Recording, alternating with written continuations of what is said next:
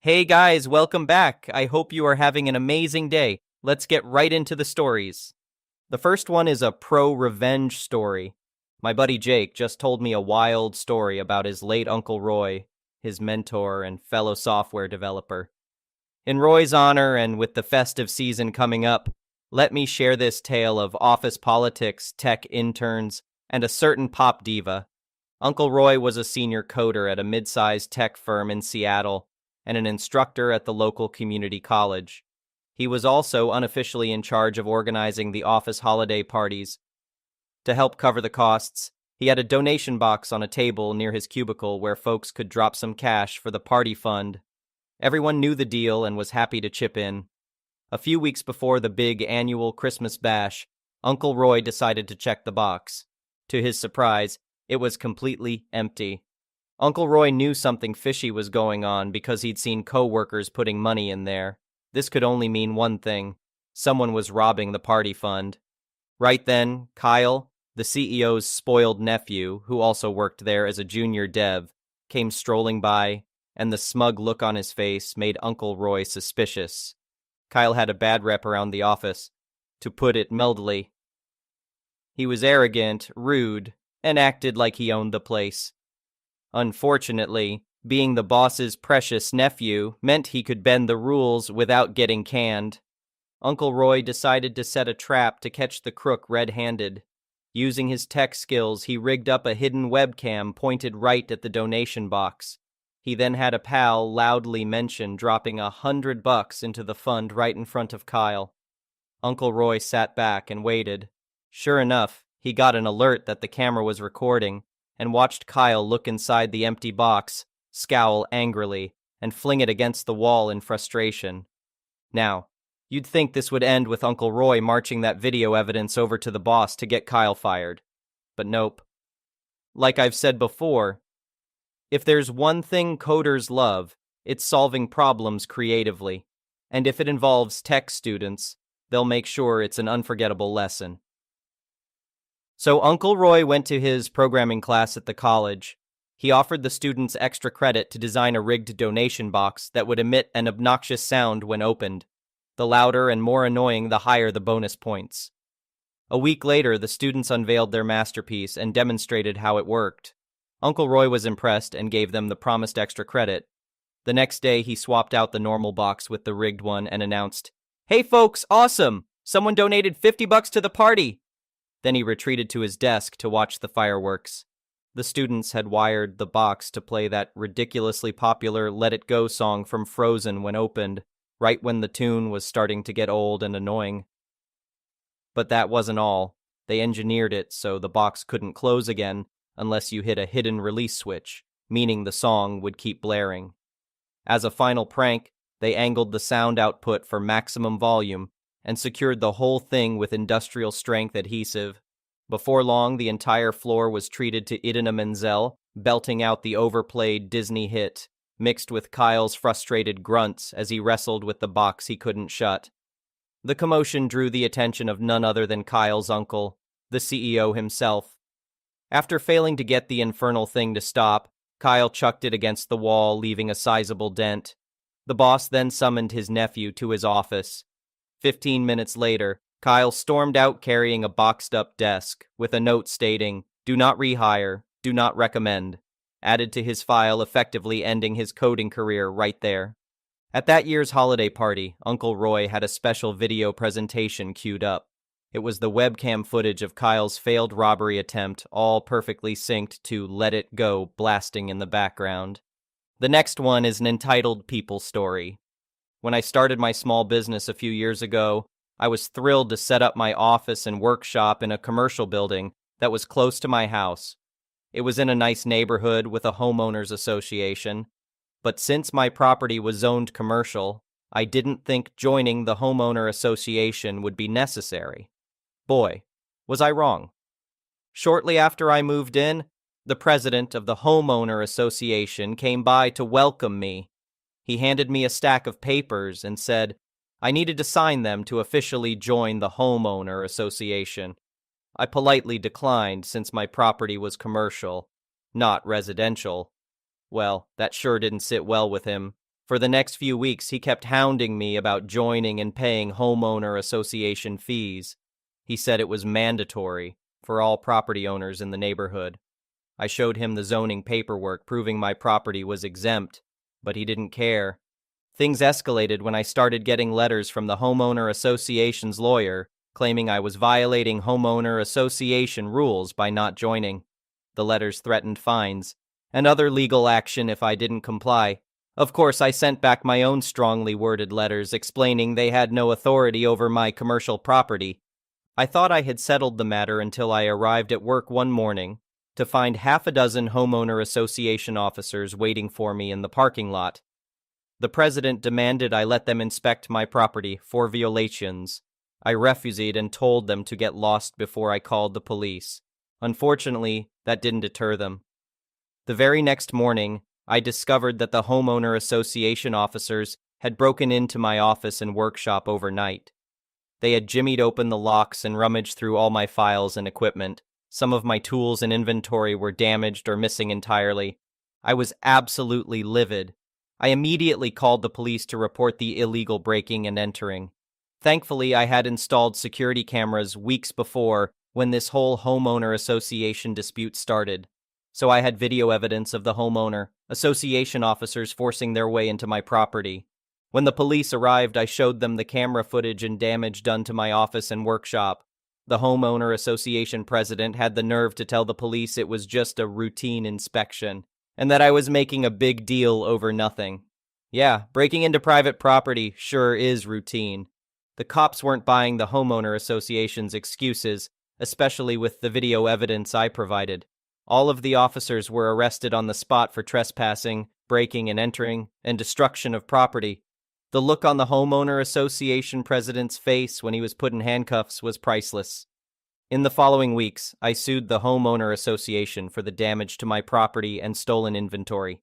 My lawyer was confident we had an airtight case, given the ample documentation and video evidence.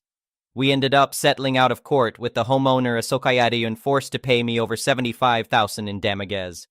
The homeowner association president also got his comeuppance.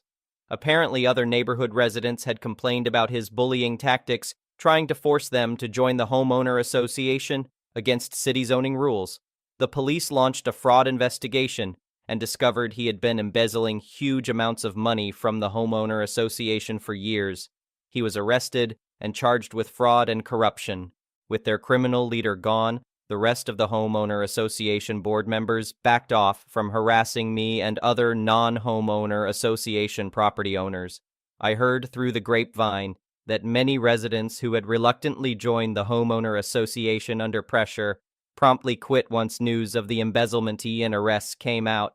The homeowner association is still around, but it's a shell of its former self, with most members resigning after learning what a crooked scam it was. They finally got the message that I and other business property owners made very clear from the beginning. They have zero power over commercial properties that aren't part of their little club. In the end, I was satisfied getting some justice and seeing the corrupt homeowner association president taken down a few pegs. My business has thrived now that I don't have them constantly harassing me and trying to interfere with my operations. I'm just glad I stood my ground from the beginning, instead of caving to their unreasonable demands. The security footage and legal threats definitely paid off. The next one is a petty revenge story. So this happened about 1.5 years ago, but I recently heard the news on how far my revenge went. I was a Navy enlisted service member and was stationed in Yokosuka, Japan, for a few years before I got transferred back stateside. I worked in the main hospital that cared for service members and their beneficiaries. It's a small hospital, so everyone knows everyone. Shortly after I left, I caught wind of a new physician officer working in the radiology department. My friends would say he's horrible to work with, but that's nothing new. However, someone saw him print a letter, and he left it on his desk and took a picture of it and sent it to me. He's requesting to move from enlisted housing to officer. Edit. Found out it's not a private letter. He did actually send it to housing, and most of the housing is run by enlisted members. For context, military housing is available for those who are married, have a family, or are qualified based on their rank, and depending on the military base itself. Typically, officer housing is much nicer than the enlisted. In Yokosuka, housing is basically the same all around because it's overseas. But most of the housing are apartments, and each apartment complex is called a tower, for example, Fuji Tower. There are 9 towers and 2 are for officers since enlisted members outnumber officers by a lot.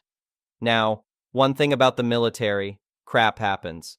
When getting stationed, it is the active duty member's responsibility to either apply for housing on or off base before arriving, depending on what is allowed.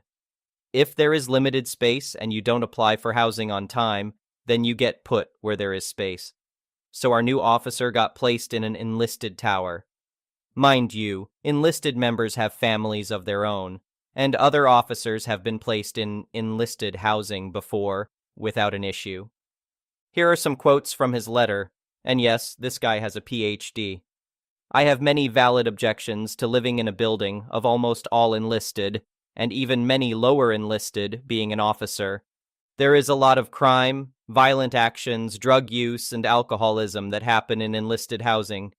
There are also sexual assaults and other perverts. I have a good-looking family, a wife, and 2 daughters aged 3 and 4. They are prime targets to be victims for these enlisted deviant activities. My family should be safe in housing that is with officers. Officers are much more respectable, and these types of deviant activities are incredibly rare compared to the deviant activities of enlisted being commonplace. Other officer families will not want to visit us because our family lives in enlisted housing. My children need to make friends with other officer children. My wife needs to make friends with other officers' wives. I need to make friends with other officers. Forcing an officer to live in a large apartment building with almost all enlisted is unethical. You get the idea. So this guy basically looks down on all enlisted service members, assuming every single one are drug users, perverts, chas, pedos, criminals, etc. The kicker?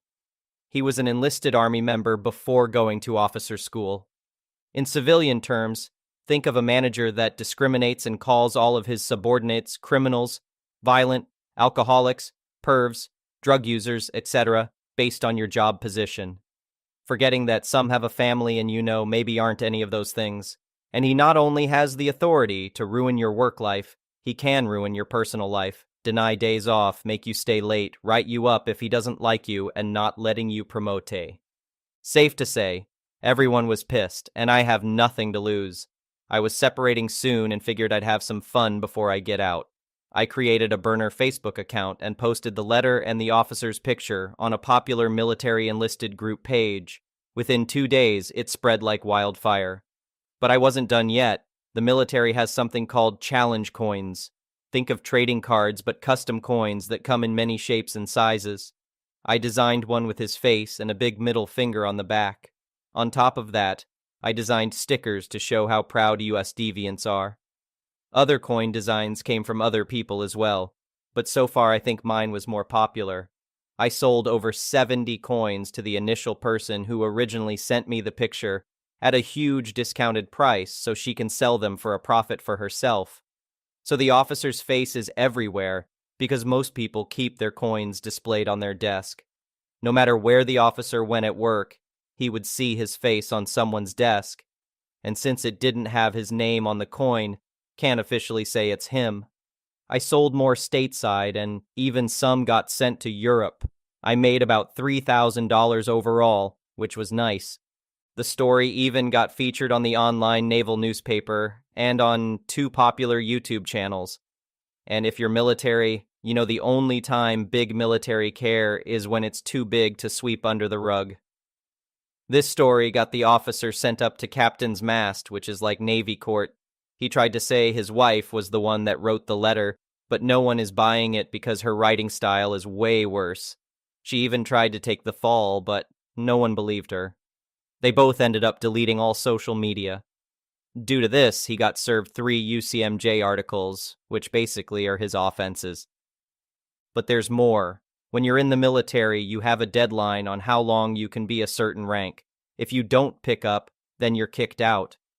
And because he's new and got served UCMJ articles, He won't be up for promotion and therefore was involuntarily separated. Also, the officer program he went through pays for his PhD. When the military pays for your PhD, you have to serve 10 years to pay them back.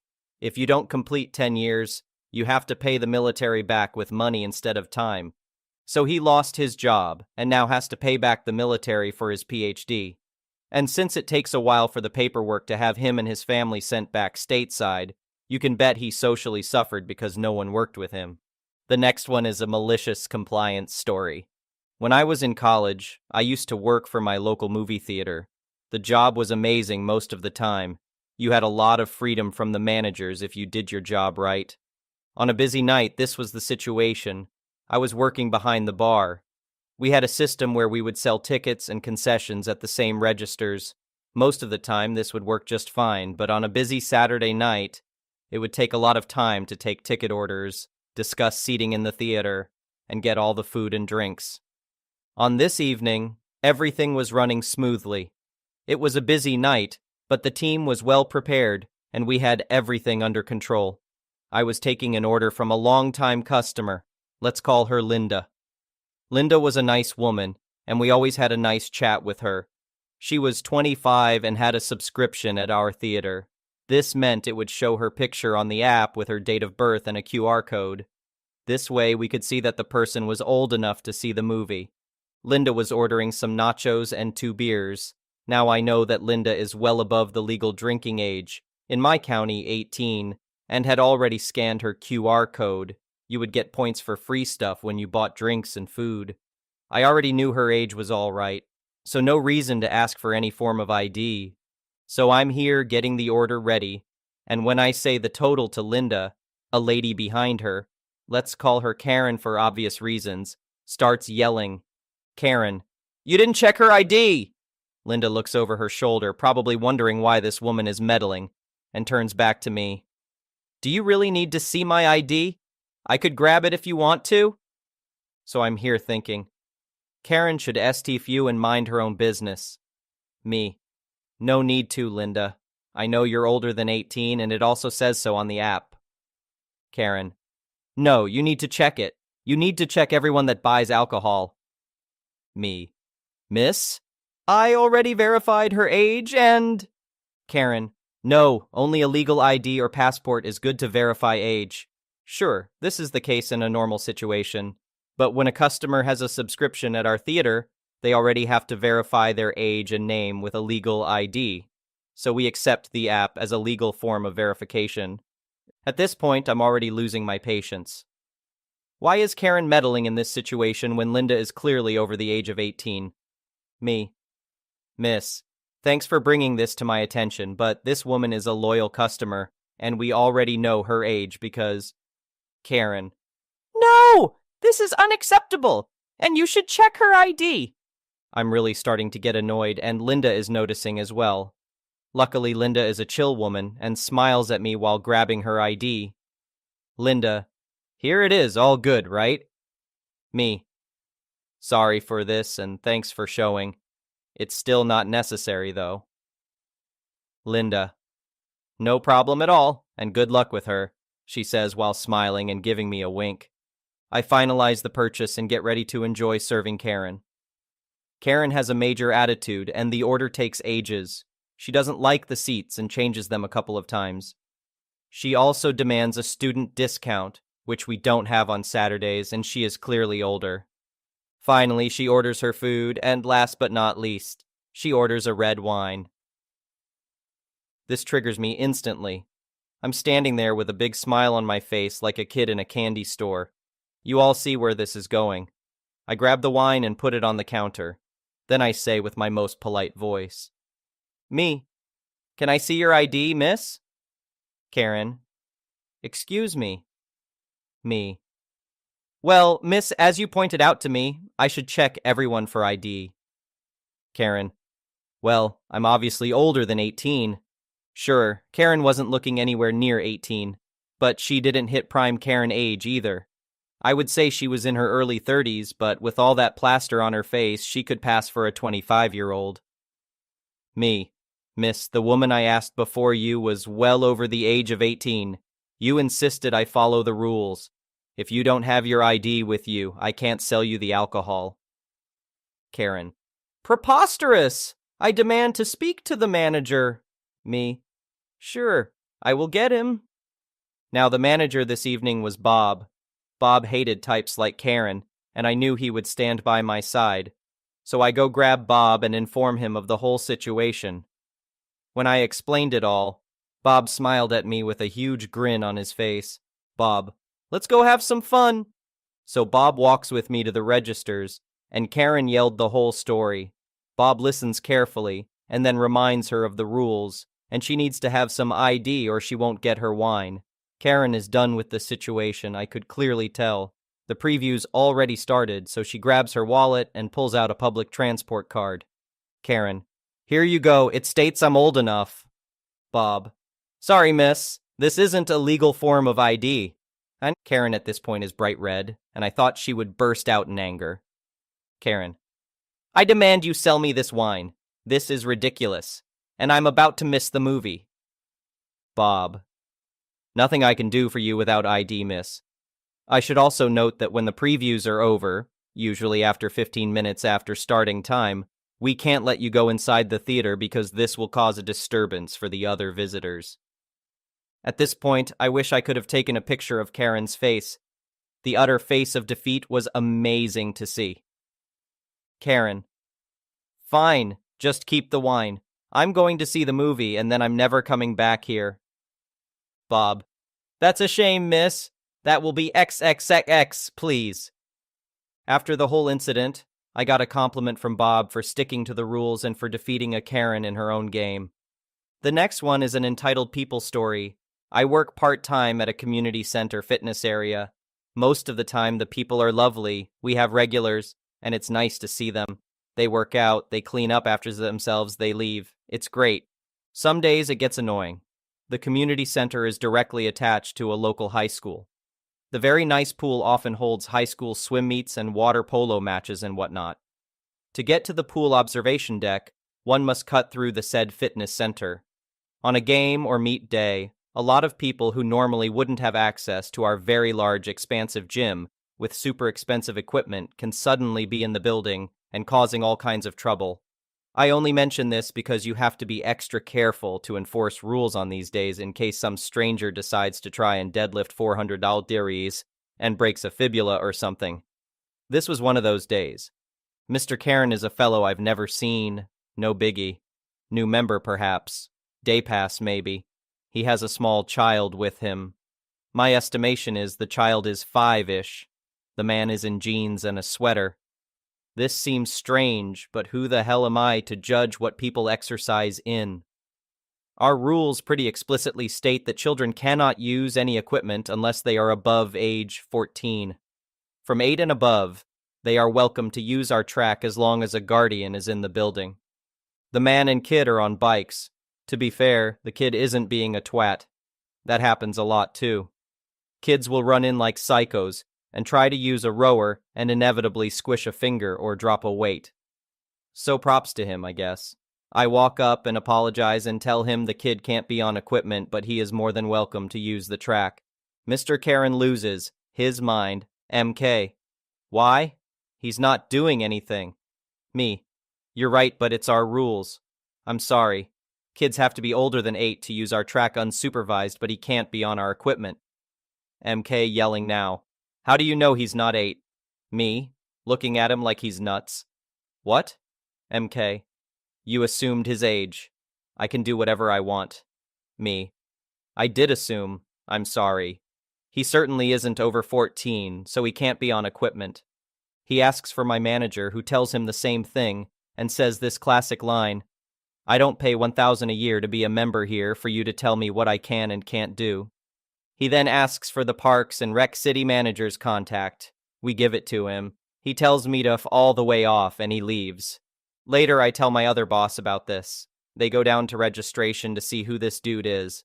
Turns out, not a member. They have no record of it.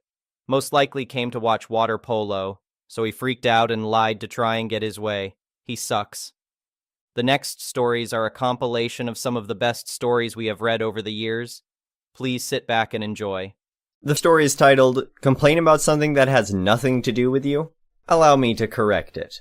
I, F, 5'10", work in a parts department. We have a technician here, M, 5'2"-ish, who is a miserable human being. A bully to anyone and everyone. Consistently rude for no reason, demanding and demeaning. Our department is under massive construction. As such, we have very little storage and the department is a mess. No trip hazard, but cluttered. I've worked hard at keeping floor space safe and clear, as I'm going to be wheelchair bound shortly due to reconstructive surgery to fix a lifelong problem with my feet/legs. Now, this doesn't directly affect him, as no one other than authorized parts personnel are authorized in our storage areas. This technician has been horrible, especially to me, especially since construction started and we are short-staffed. If we don't have parts immediately ready for him, he yells and swears. He complained about the mess, and now I have to have every part on a shelf. Cue malicious compliance. Everyone in my department is around my height. We also have very tall shelving units. We never use the top of the units. I've now moved every common part needed by technicians to the top of our shelves. By stretching, all parts personnel are able to easily reach these parts. I've also gotten the rude tech exclusive permission for him to be able to come back and grab parts. The finale. We have a stepladder, hollow metal tube type. This is supposed to be for parts use, but rude tech constantly steals it, leaving it outside or where it shouldn't be. He hates asking for it and refuses to ever accept or ask for help reaching things. Remember the aforementioned construction? Well, we're pouring concrete today. The construction workers were more than happy to fill the hollow tubes of the ladder with new concrete. So now I get to watch this jerk, who's made his toxic masculinity everyone else's problem, lug this 60-pound ladder around, all because he couldn't just be a decent human. The next story is titled, Steal. Guilt is torturous. Anyone who works retail knows that shoplifting is a major problem. Depending on the company, how and when you can confront a shoplifter can vary. I'm a shift supervisor for a retail drugstore chain. This day one of my employees, Emp, unlocks the bathroom for a kid who looks to be about 10. A moment later, she hears paper ripping through the bathroom door. She could not enter due to her being female and a customer in the men's bathroom. After the boy leaves, Emp enters the men's bathroom and finds an empty Pokemon card box. She reports the box to me and points out the kid in pharmacy with his mom. Due to the circumstances, I feel the proper criteria and requirements have not been met for me to report the boy to his mom. The company has some strict policy about confronting shoplifters and has fired people for not following policy. I will not mention the policy here. However, I tell Emp that we are going to guilt the boy. If he is innocent, our plan will have no effect on him. If he's guilty, he's going to hurt. Part of working retail is to casually approach customers asking if they need help. I notice the boy and his mom browsing the vitamin aisle. I give Emp the box and tell her to go give them the casual customer service. Emp does it, and the boy freaks out. Quickly saying, "They're fine and don't need anything." You could hear the fright in the boy's voice. I then see the boy and his mom in pharmacy. The mom is on her phone with what sounds like her insurance company. This usually means she's here to pick up a prescription, but there's a problem with the insurance. They'll be here for a few hours. My main task that morning was inventory. I would be walking all over the store for a few hours with my handheld, finding and counting certain items. We also have a device that plays security messages over the intercom. Press a button and a certain security message will play. We press it whenever we see a potential shoplifter, and randomly every 15 to 30 minutes to scare away potential shoplifters. I decide to carry that device, along with the empty box, with me. I go along doing my inventory. Whenever I walk past the boy, I make sure the box is in my hand closest to him. Sometimes I spin it on my finger. I wait the 15 to 30 minutes to press the security button, but I wait as I'm approaching the boy to press it. Every time the boy sees me, he gets the look of fright on his face. After about an hour, I see the boy whining to his mom about him being bored and when are they going to leave. The mom hands him some cash to buy some snacks. I inform my front cashier, FC, about the boy and hand him a Pokemon toy. FC places it on the counter, appearing as if a customer just left it there. When FC is ringing the boy up, he accidentally picks up the toy and asks the boy if it's his. The boy says no.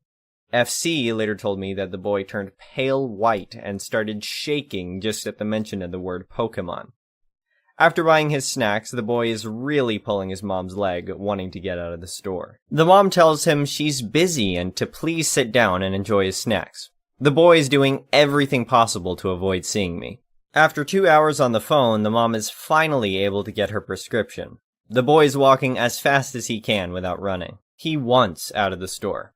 I don't know what happened to the boy afterwards, but I hope he learned his lesson about stealing and will never do it again. The next story is titled, Karen Calls 911 and Claims My Classic Car is Stolen, Steals My Keys, and Drives My Car into a River. I never thought I'd be having problems with my neighbors. I don't like intruding anyone's life or annoying anyone, but sometimes there's nothing you can do. This story is a little old, but it's worth listening. I had heard from other people who lived in the street next to me that my immediate neighbor, Jack, had a cold war ongoing with the previous resident of the house I now lived in. One of them even said that Jack was the reason the last resident decided to move away. He's incredibly petty, and he makes no effort to hide his jealousy. It's obvious that the fact that my house is the biggest on the street is the main reason he's horrible to anyone who lives in it. Jack is incredibly jealous. He has this tiny dog that has been trained to take a dump right in front of my gate every day. The dog is taken out for a walk before the sun rises, so no one can ever say that it's Jack's dog who does this, but that's evident as there's no one else who owns a pet dog on our street. And this was only the beginning. He tried to weld my gate, cut a tree I had in my front yard, and he tried breaking in multiple times. I saw him peeping through the gate, and he even tried scratching my car. But I was always paying attention, and I knew that's how Jack was. And I made sure I never screwed up in front of Jack in any aspect whatsoever, which wasn't very hard because I lead a straightforward life and everything that I own is because I worked hard for it. Right after I finished my high school, I started hustling to make a name for myself in the game creating sector. I juggled college and work, which allowed me to gain more experience than other people my age. This is how I managed to buy my own house at 22 and then a Jaguar E-Type at 24. I could clearly tell that he was jealous, and I can understand. He was much older than me, and he didn't have half of what I did. But the truth was that he was a drunk, and it seemed like he liked it. I don't know if he always did drugs, but I'm sure about alcohol. His eyes were always empty, and he was almost never able to walk straight. He shouldn't even be allowed to drive most days, and I know he's drunk half the time, even at his workplace. But he still refused to accept that just because he can't afford an expensive car, someone who works much harder than him could be. Jack was the first one to come talk to me when the car first came home.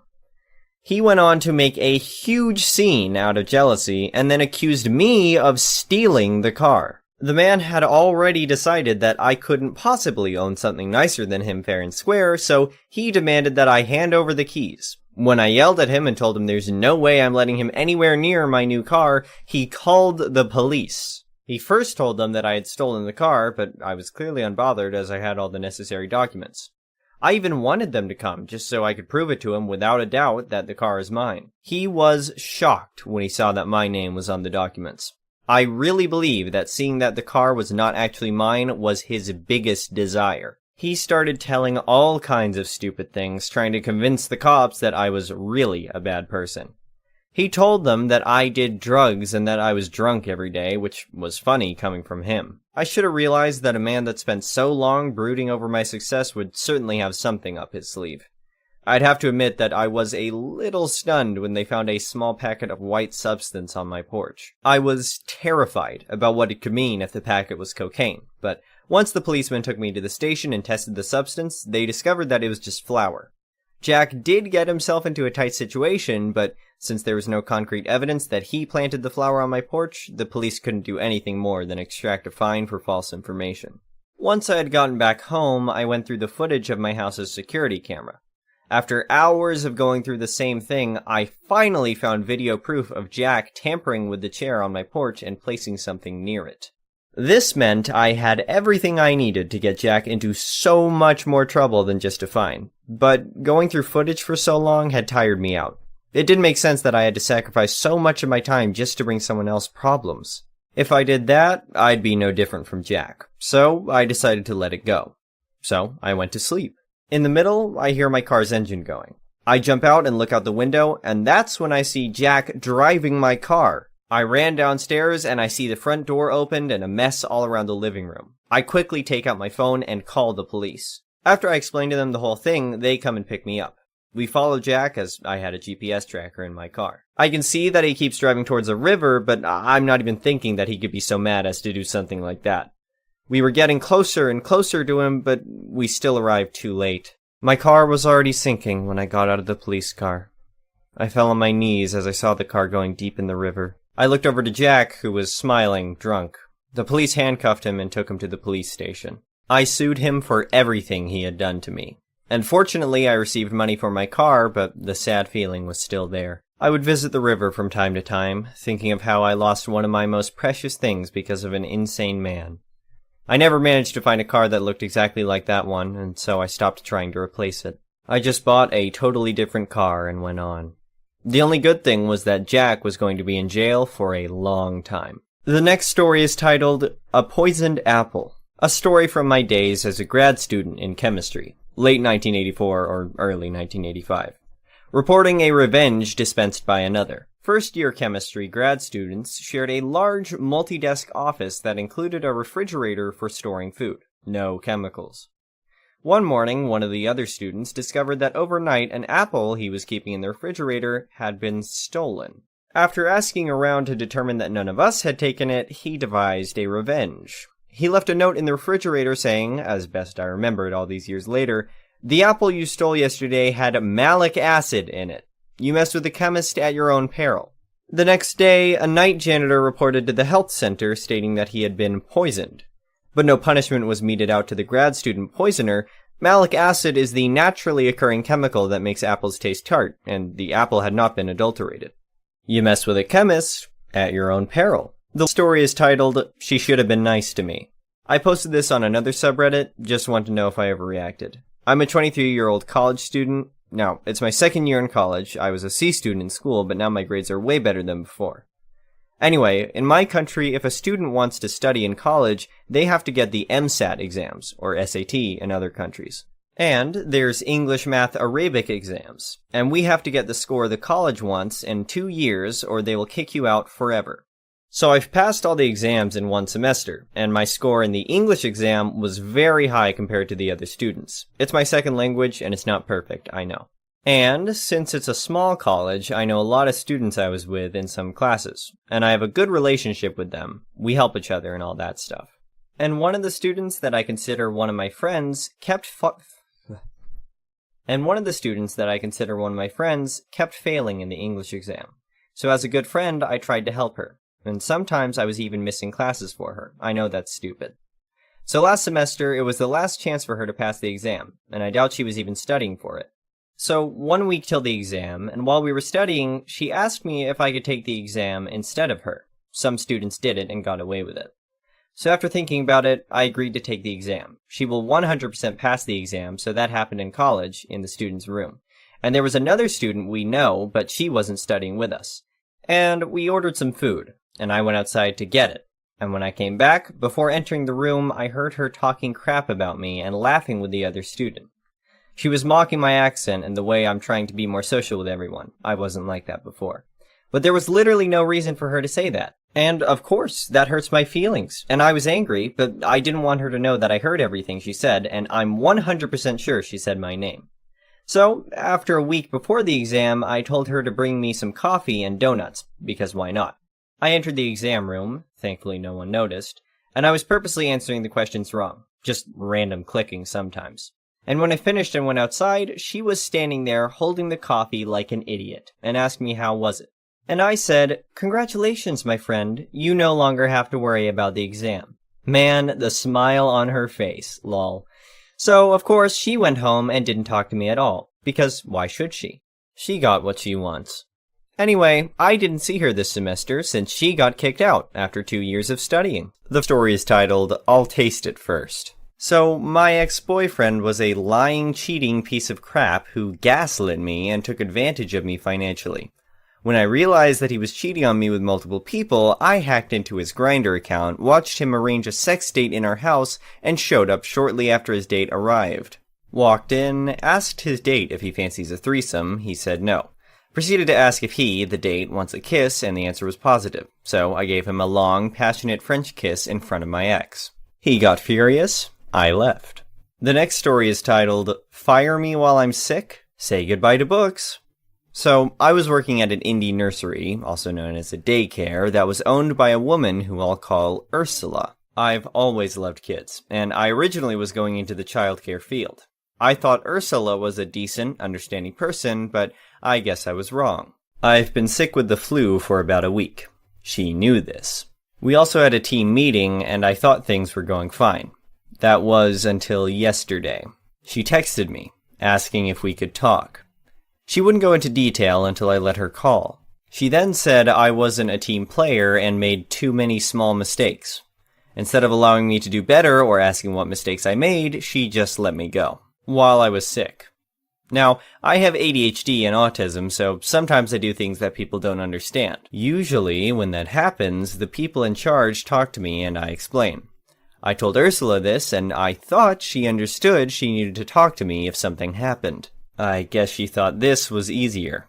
Now, on to the petty revenge. I'm a gift giver. My love language is gifting. So, I bought things for the nursery. Mainly books. Well, I asked the one coworker who I'm still friendly with if she could gather up the books and some other things I bought for the nursery. I guess Ursula saw this because she texted me. Ursula, why is coworker gathering up books? Me. I asked her to do that. Ursula, why? Me. Because I bought them? Ursula, but you gave them to us. Me. Yeah, but I still bought them. You also never reimbursed me for those items.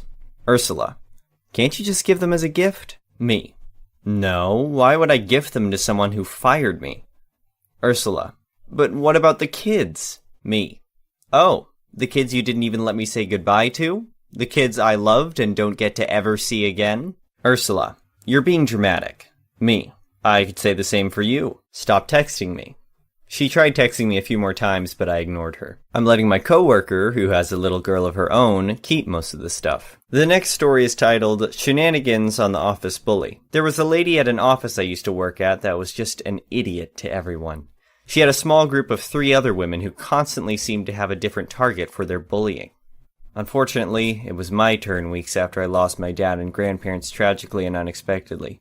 I wasn't in a good place mentally and clearly, they smelled blood in the water. Only a couple of people that I was close with knew details of what happened, and were very supportive. But these grown-ass women would walk by my desk and very loudly say things like, I mean, if she's that miserable, why doesn't she just quit? Or, why does she always look like she's going to cry?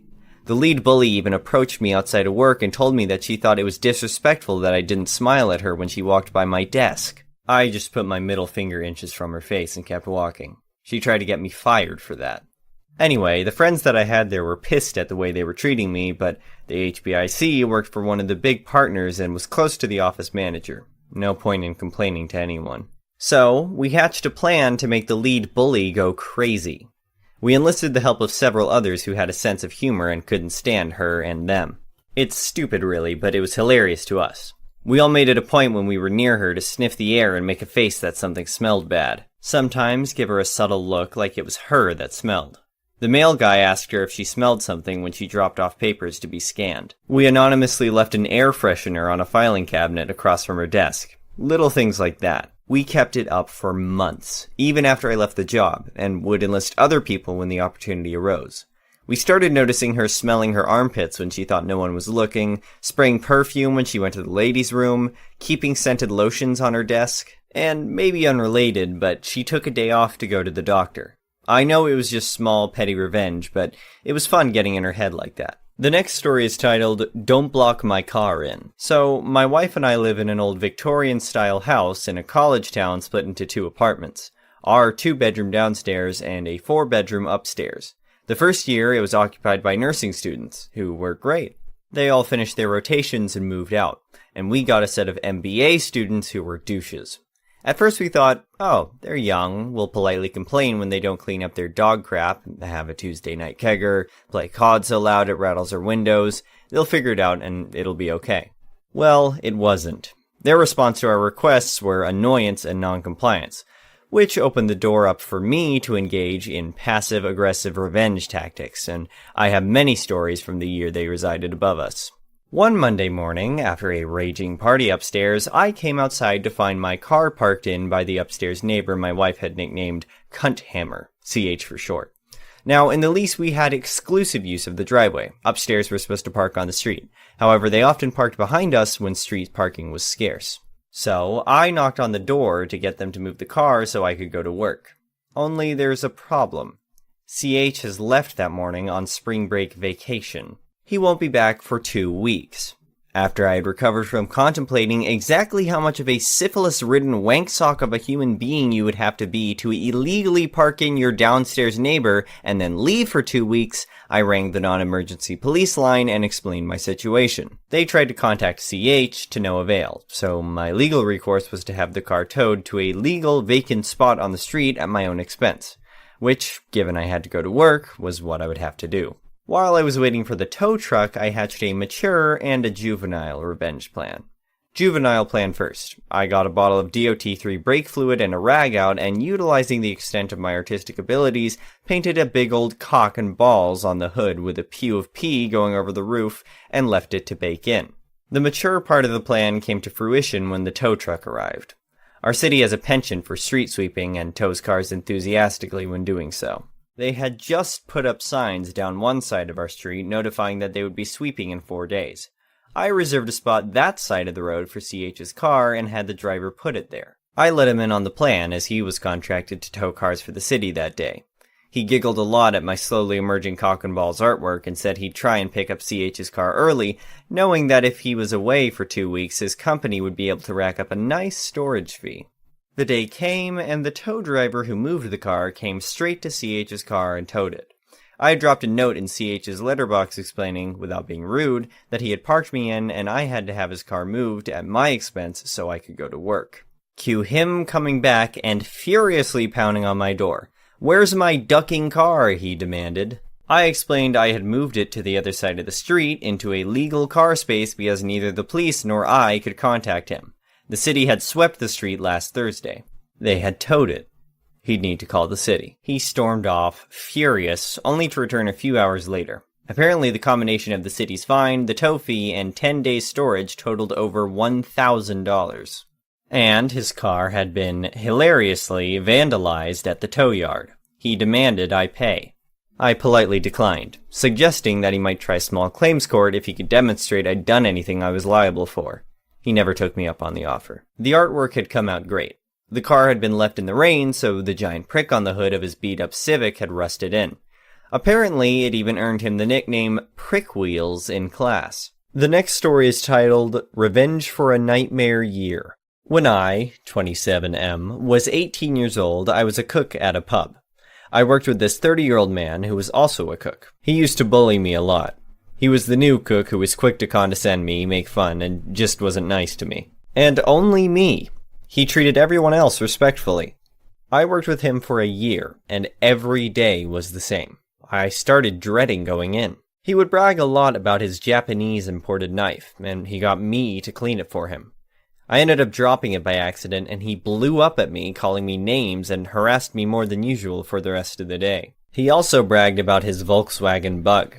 He loved that bug. I talked to my boss about him, so he scheduled us to not work together. I worked morning shift, and he worked the night shift. I couldn't completely get away from him because we had to work together when transitioning from morning to night shift. One day, I was just ending my morning shift and he was starting his night shift. Before I was leaving, he pretended to stab me with his knife. I was shocked and told him not to do that. He laughed at me and thought it was funny. I got mad. That was the last straw. When I got home, my mom and her boyfriend knew I was mad, and they asked what happened. I told them, and my mom's boyfriend had the idea to grab dog poo from the backyard and smear it on his Volkswagen door handle and vents. In a fit of rage, I was willing to do anything to get a little revenge for the past year. At the time, the idea sounded brilliant. So, I grabbed a plastic bag, picked up the poop, and drove to his car. I smeared his door handles and vents and took off back home. The next day, everybody at work heard the story and asked if it was me. I denied everything, and nobody could prove it was me. He left me alone after that, and I quit shortly after.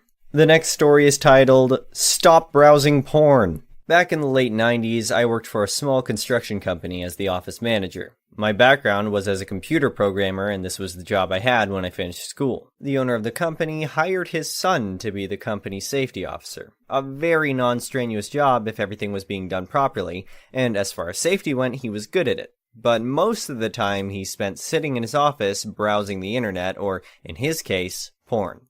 I knew it, his father knew it, and the vice president knew it, but nothing was said beyond my comments that those sites were loaded with viruses. Cue maliciousness. One day, the safety officer went to a job site, leaving his computer up, and signed in. My chance.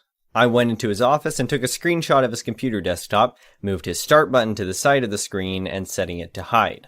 Set his background image to a blank screen, and turned off his icons. Then set back to see what would happen.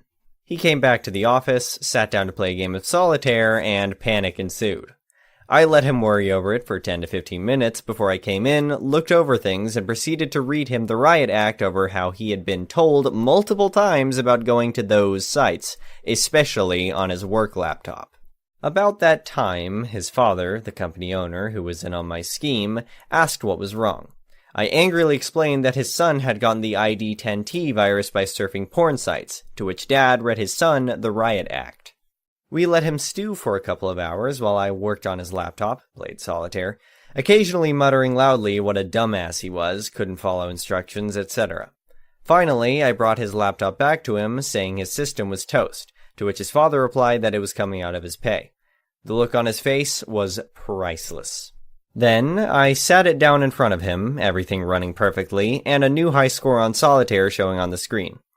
I miss working there. Unfortunately, the owner sold the company to a third-party management firm that ran it into the ground and sold everything it could and shut the company down. The story is titled, Can I Get Some Love from This Sub for this one? Hi guys, I'm a teacher and times are tough for us. I'm going to keep specifics out, but I would really appreciate some love if possible. It's been a rough week. A few years ago, my teaching department, 4 including me, kind of ganged up on me. Decided I didn't fit into their friend group or whatever and started talking crap and whatnot. I work in a high school, so I was used to this, but it usually came from the kids. Not going to act like I wasn't hurt, because I was. I thought of these people as friends, and they were being petty and rude. Many comments were made about how I was a bad teacher, etc., but after being mad, I tried to move on and consider them coworkers instead of friends. About a year ago, the state announced a new incentive for teachers. If you achieved this ranking from the state, you got a monetary bonus for the next few years and could obviously add the title to your resume. I decided then and there to work my ass off to get the title. I wanted to prove to my department that I was a good teacher. Obviously, I had money and achievement to gain too, but I really wanted to be the only teacher in my department to get it, so they couldn't argue with it. So, I worked. I put in the hours, and I did everything required. We all worked for it. It's a lot of stuff to do, but I had a childish part that wanted to do it better. Anyway, the rankings came out today. I scored highest in my department, and only one other one got the bonus. The 2 that ran their mouths the most about me, they got nothing. Obviously, they are now pissed and saying that the system is screwed up and yada yada yada.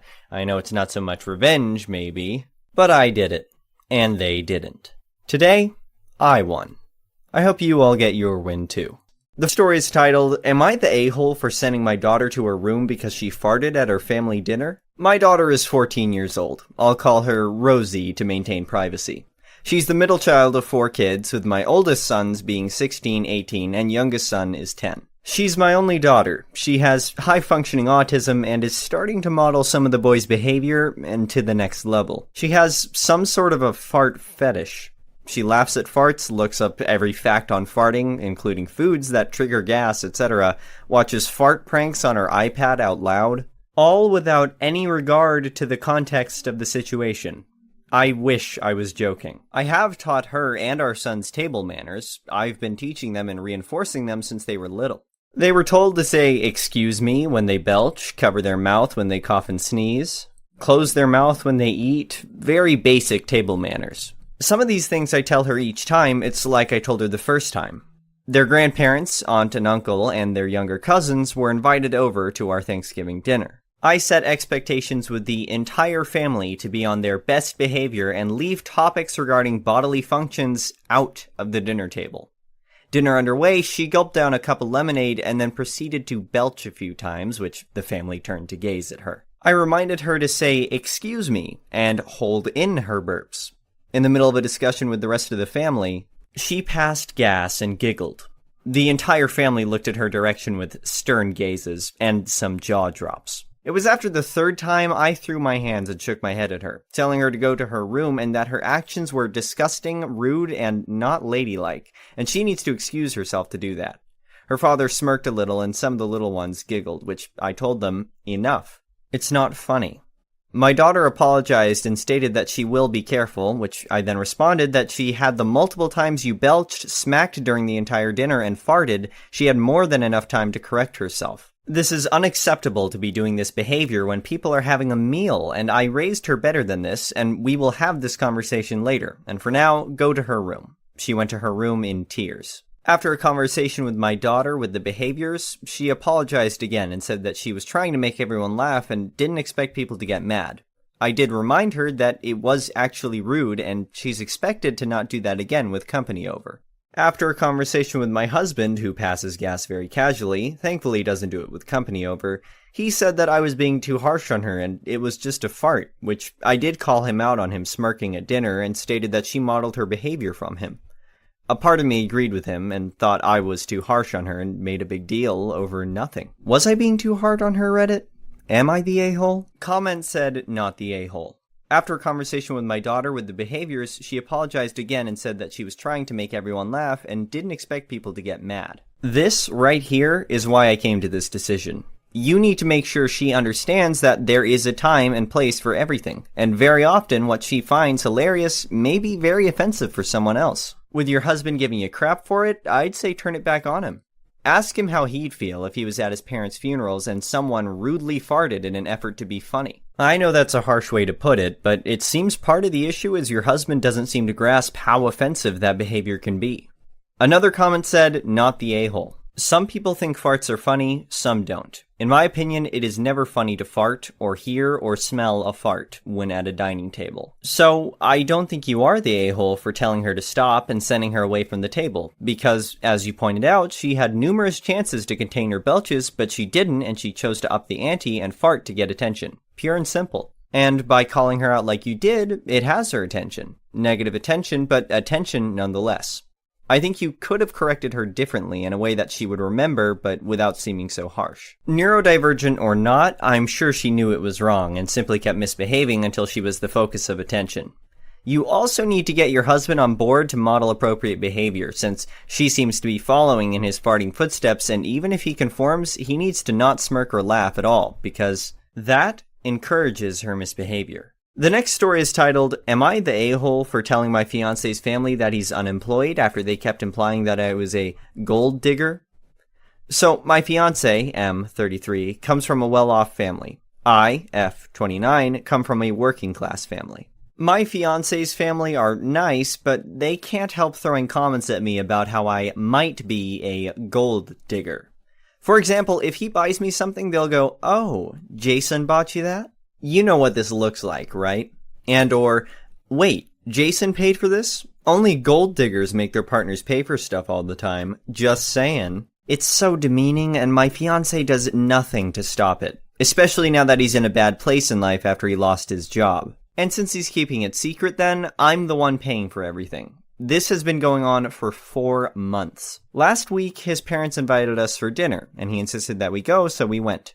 At the dinner table, his mom grabbed my hand, literally while I was eating, and looked at my bracelet and went, "Oh, this bracelet looks really nice. Did Jason pay for it?" I nodded and reminded her that he bought it for me as a birthday gift last year. She was like, wonder how much it costs. She then leaned back and said, "You know, I remember when my brother was dating this gold digger woman. She'd receive expensive stuff like this," pointing at the bracelet here for her birthdays. I was stunned. I cut her off and asked if she meant to say that I was a gold digger. She threw her hands up and went, "I mean, if the shoe fits," while laughing awkwardly. Silence took over. I looked at my fiancé and he shook his head at me like, "What?"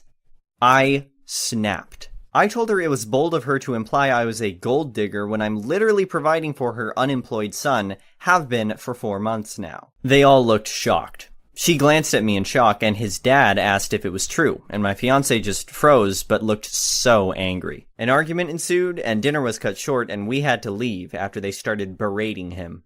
He had a rage fit in the car, just yelling and lashing at me. In my defense, I said that he sat by and let his mom continually imply that I was a gold digger, but he said that they never outright called me a gold digger, so it was all in my head.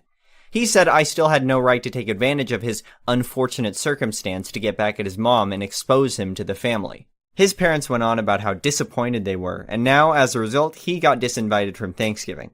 He blew up at me because of it this morning and kept saying I screwed him over so badly when he was just an innocent bystander. Comments said, "Not the a-hole. I think you should uninvite your fiancé from your wedding. He doesn't have your back. He's willing to lie to his family for months to protect his reputation. He's going to be willing to lie to you, too. And this won't be the last time he blames you for the faults and actions of himself and others." Another comment said, "Not the a-hole." I have to ask, do you see a future with this guy? He has no loyalty to you and is content to sit by and let his family disrespect you. When they get angry with him, it's your fault. Imagine how much worse this dynamic will be if you have children with him. He will allow his family to treat you like crap and teach your kids that you are unworthy of respect and dignity. I'd toss him before he makes your life a misery.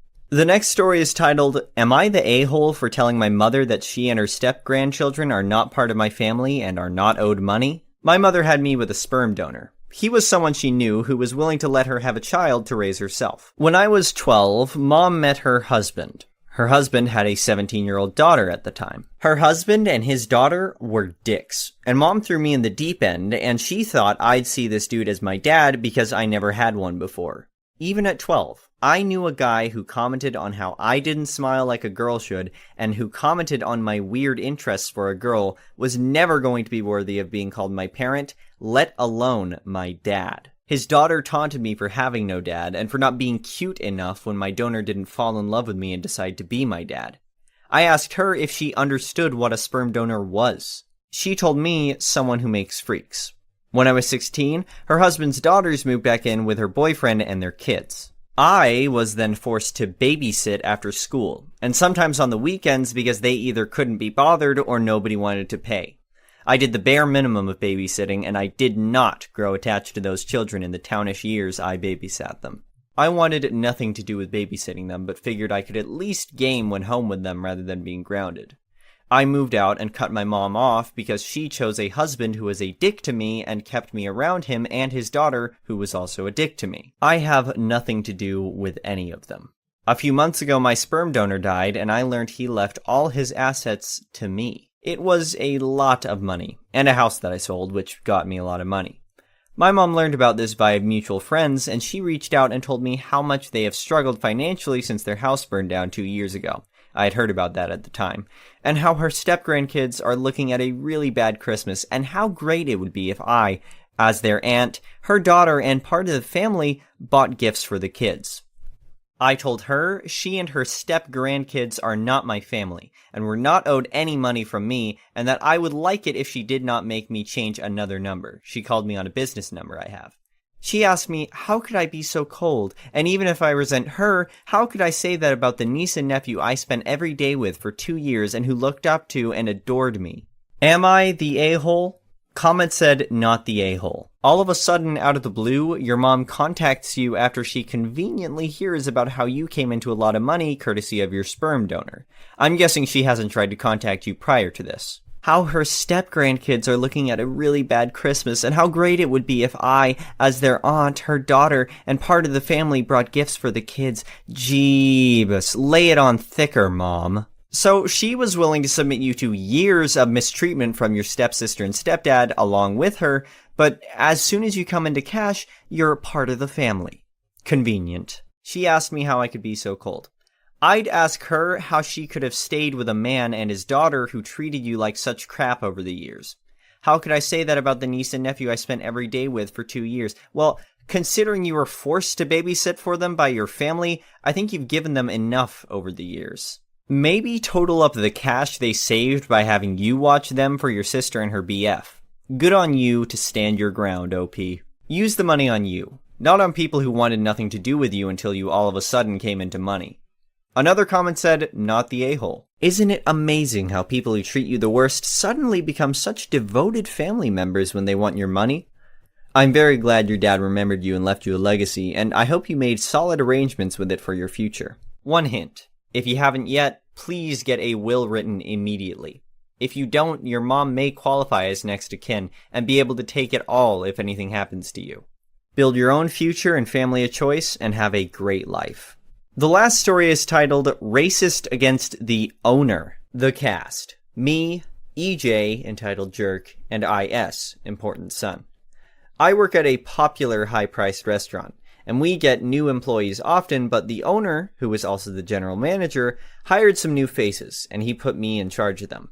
I'm not a manager, and the actual managers that were working with me made it clear that they were putting the responsibility of EJ onto me. Immediately, I didn't like this EJ. He was unprofessional and rude, but when he found out he was older than me, all respect went out the window. I'm a rather short, chunky girl, and he belittled me on my weight as well as my age. EJ was also racist and homophobic to me as well, and let other staff and guests know his opinions very aggressively. On to why he was fired. The owner of the restaurant next door is friends with the owner of the restaurant I work at. They're business partners and have corporate ties with each other. This is where IS comes in. IS is the son of the owner next door. IS, his father, and my general manager are on a poster in the back room. The family has owned restaurants for years. I don't know their race, but I know they're from overseas. I don't know where exactly, but I'm assuming Israel. Anyway, they have a thick accent, and sometimes it's hard to understand them the first try. IS walked in, and I had a difficult time understanding his accent, and after a few minutes of trying to understand each other, we got his order in. EJ got annoyed listening to my conversation and started making comments like, learn English, and mumbling while making ugh sounds. IS heard this and layered on his accent, making it even harder and playing it up while asking EJ questions about our food. EJ was noticeably pissed off and started yelling racist and anti-immigrant things at IS. He ended his rant with, if I was the owner, I'd ban all towel heads like you. IS perked up and in almost perfect English with little detectable accent said, I am the owner. EJ went off again, claiming how he was lying until he realized IS was one of the co-owners. You would expect an apology, right? One last-ditch effort to save your job? Not from EJ. He then claimed that it wasn't fair for IS to be a co-owner because it was taking away a job from Americans. IS smiled very big and asked me to write a witness report while he called my general manager and his dad. The next day, EJ was gone, and I hopefully never have to deal with him again. The story is titled, Am I the Asshole for Not Letting the Surrogate Family Touch My Stomach and Feel the Baby Move? So I'm a 24-year-old female currently 6 months pregnant as a surrogate for a family. Everything has been smooth sailing for the most part throughout this process, other than one thing. Even when I was pregnant with my daughter, I could not stand people touching my stomach. I don't understand the obsession with people touching pregnant bellies, but it bothers me when people try to do it. Anyways, the family I'm surrogating for has asked multiple times if they can touch my stomach or rub it and feel the baby move and kick. The wife stating that she's always wanted to experience feeling the kicking and moving baby. Now for context, she can fully have children of her own. This surrogacy is a choice they made so as not to interfere with her career by being pregnant. She has a physically demanding job and doesn't want to risk anything happening to the baby or her career. She is a personal trainer. They have been constantly asking me to touch my stomach, and I always politely decline as it is uncomfortable for me. Well, while me and wife were at the baby appointment last week, she reached over and rubbed my stomach while talking to the doctor. I kindly asked her to stop touching my stomach, and she snapped at me and said I was ruining the experience for her, and it's her baby. She should be able to feel her kick. I snapped back and said that it may be her baby, but it's my body, and that if she really wanted to feel her baby kick, she should have gotten pregnant herself. I've gotten calls from her and her husband calling me an asshole for yelling at her for bonding with her child. My friends and parents are split on whether I'm an AH or not, since it's their baby. So Reddit, am I the asshole? Comment said, not the asshole. It's your body. I can understand her desire. It's quite natural, but there's a signed contract, right? She asked and you declined. She doesn't get to do this when she's thinking you'd be too embarrassed to stop her. Suggestion: if you do this again, specify this and put it in a new contract. This isn't your first pregnancy, and you told your own family and friends it was a no. So you knew this. Another comment said, not the a-hole. There's nothing wrong with them wanting to experience feeling the baby kick, as this is their child. And there's nothing wrong with you not wanting to be touched. But your attitude is obnoxious. It's your body, your choice, but it seems dumb to not have realized that the parents would want to feel their baby kick as a way to connect and experience the whole thing. The next story is titled, Am I the Asshole for Calling Out Stepfamily's Dirty Laundry at Thanksgiving After They Criticized Me for Being Unmarried? I'm still getting crap from this from my family, so it's possible I may be a bit of an AH here. I'm a 29-year-old female. The players are my mom, stepdad, and 4 step-siblings, 35-year-old male, 37-year-old male, 40-year-old female, 42-year-old male, and their families. I'm the black sheep in that I'm the only one not married with kids, but that's my preference. I love living alone, I don't want kids, and having a partner just isn't that important to me. My family has been asking me when I'm going to get a boyfriend and settle down since I was 19, and the answer has always been, never. I was going to skip Thanksgiving, but my mom insisted that she wanted everyone home this year, if possible, so I went. It was the usual drill, but the youngest stepbrother and his wife are having another kid, so that was the big announcement. This was fine until the end of dinner. One of the relatives asked if I'm not anxious to have kids since I'm almost 30 and time is running out. I laughed and said, nah, I'm good. That led to one of the stepbrothers saying that every family needs an old maiden aunt, and some other comments I didn't appreciate. I said, let's move on, but my mom said, we're just worried about you. This is where I'm possibly the AH. I know all the family dirt, so I said, well, I'm the only person at this table that's not an alcoholic, a cheater, or constantly broke because I have more kids than I can afford. So I'm not the one to worry about. And that's how I brought Thanksgiving to a dead halt. But my texts are still radioactive. I feel like I was probably riding the line, and my mom says this has caused a lot of problems among the siblings, but also they kind of started it.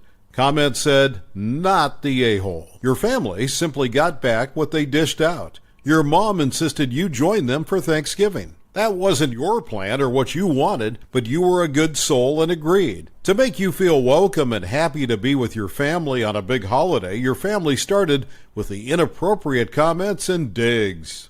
Putting you on the spot with everyone watching, you asked them to stop, and then the mom who insisted on the family unity doubled down on the implied criticism. They played an unwanted family game with you and won unwanted prizes. On the upside, you may have a permanent pass from upcoming family gatherings. I'd take that as a win. Another comment says I'm going with not the a-hole because I think asking anyone about their procreation desires and then suggesting they're somehow wrong is incredibly rude and offensive. There's only so long someone can take that without biting back. The next story is titled, Am I the asshole for making my fiancé's family uncomfortable and playing dumb about it? I'm a 25-year-old male engaged to my amazing fiancée, Jessie, 24-year-old female. We met 6 years ago in college, and our relationship started off as friends, turned into more, and we got engaged 3 months ago. I have known her parents and siblings for 4 years and have grown to really like them in that time, especially in the last year when we got to spend more time together. Some background on me that they learned over this period. My dad died when I was 5 months old after an accident at work. When I was 12, my mom died suddenly, and I spent the remainder of my childhood in foster care because my only living family, my dad's parents, both had Alzheimer's and were in a nursing home together. Back to the main topic. Jessie and I got engaged, and the first thing her family wanted to do was throw us an engagement party. In the lead up to this, I met a few more extended family members who all seemed nice. Then the engagement party happened, and things took a major turn. My name became such a big topic of conversation. So I hear them talk about how silly it is for a grown man to be named Bowie. And surely, my real name is Bowen, and Bowie is just a nickname. And how crazy and cruel were parents to saddle a man with a juvenile name like Bowie. Then, one of Jesse's aunts asked me if I would be using a different, more mature, and more masculine name in our marriage. And I said, of course not, because it would not be my name. Then I got a bunch of questions from that aunt, as well as Jesse's parents and two of her uncles about my thoughts on the name, etc., and whether it was a good idea to use such a name as a married man. Then asking if I didn't feel strange about a name my parents probably picked as a cute name for a baby, but not for a grown man. That's when I said they need to head to the grave and ask my parents, seeing as though I could not speak for their thought process and how it might not be easy to get an answer with them being in the ground for 25 and 12.5 years respectively, but I'm sure my dead parents would love to hear their criticisms of my name. Jessie was at my side the entire time, and she was mad at her family, but I told her to be calm, and I could handle it. So I had said all this to them, and I was cheerful, and then I continued on as if nothing happened. But Jessie's family was very uncomfortable with how I addressed them. But I played dumb and acted like nothing happened. After the party, they told Jessie I had been so rude to make them uncomfortable. She told them they had been judgmental a-holes. I told her parents that I hoped they would understand why they were inappropriate with her comments and questions and gave them a chance to let it go. They said I was rude and had clearly enjoyed it when I played dumb like I did, and I should apologize for making them uncomfortable. Jessie told them hell would be freezing over before I apologized for it. Am I the asshole? Comment said they weren't uncomfortable because your parents had passed. They were uncomfortable because they couldn't get a rise out of you or manipulate you by preying on your self-esteem. They weren't used to it and didn't know what to do. When they couldn't upset you over the name, they tried to upset you by telling you your reaction wasn't appropriate. They're searching for an insecurity to exploit so they have the upper hand, perhaps unconsciously. They're probably not bad people. They just want to have a button they can press when they feel their power slipping. Hopefully your partner sees how effective your matter-of-fact, non-emotional reaction was and follows suit. Hopefully her parents will see over time that family relationships with a mutual respect dynamic can work too. Another comment said, NTA, well played, OP. You took an extremely upsetting and insensitive situation brought on by your future in-laws family and served them each a full helping of crow to chow down on. I applaud your efforts. Well done indeed. No apology necessary from you. The next story is titled, Am I the Asshole for Refusing to Spend Christmas with My Family Because My Sister Will Be There? First, let me start by saying this. I love my sister. I understand she is not responsible for her actions, and I don't want to see anyone bad-mouthing her in the comments. I'm a 24-year-old female, have been married to my husband, 23-year-old male, for 2 years now, dating for 4. After the first Christmas he spent with my family, I did my best to avoid spending the holidays with them. We usually make the excuse that my husband is an only child and go visit his parents.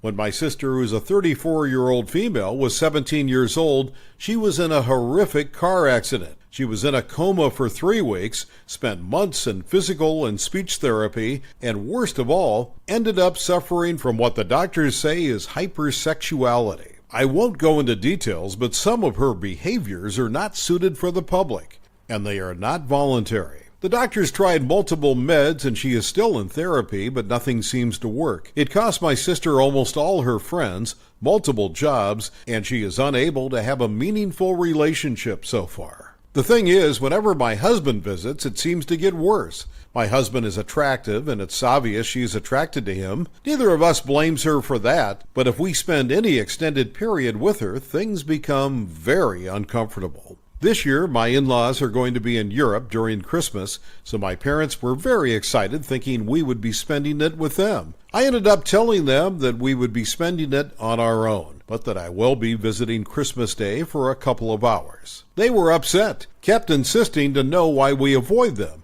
I finally said we did not want to spend the whole holiday trying to redirect my sister's behavior or trying to dispel the awkwardness when we couldn't. They called me an ableist AH. Then they went and told my sister what I said, and now she is crying, saying that I was just like everyone else, that I was also slut-shaming her, even though I know she doesn't do it on purpose. So am I the asshole for not spending Christmas with them?